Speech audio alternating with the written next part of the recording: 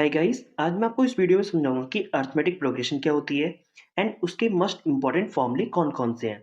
Means समांतर श्रेणी क्या होती है और उसके कुछ जरूरी सूत्र क्या होते हैं हमारे।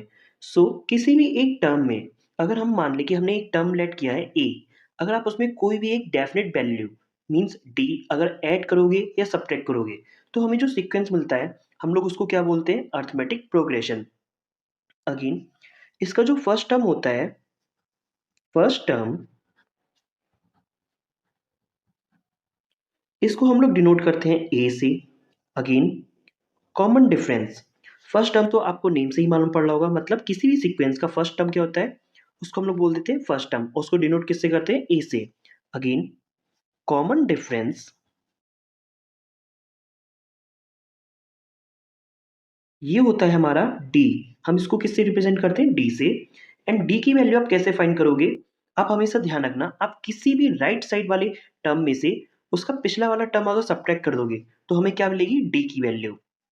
एंड अगेन कभी कभार सीक्वेंस में हमें क्या गिवन होता है, लास्ट टर्म। लास्ट टर्म इसको हम लोग डिनोट करते हैं एल से। सो अब इसके कुछ इंपॉर्टेंट फॉर्मूले हैं वो आप देख लीजिए। First is nth term, nth term. ये क्या होता है हमारा, हम इसको रिप्रेजेंट करते हैं tn से। एंड इसका फॉर्मूला होता है a plus n minus one into D. Okay.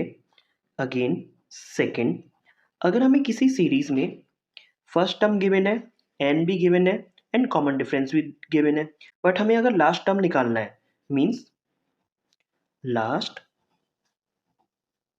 Term, तो उसके लिए भी फॉर्मूला क्या होता है हमारा, सेम ही होता है A plus N minus one into D. Again third, third में हम क्या फाइंड करेंगे, थर्ड में होता है हमारा nth term, nth term from last. अगर हमें किसी भी सीरीज के लास्ट से कोई nth टर्म निकालना है तो उसके लिए फॉर्मूला होता है l minus n minus one into D.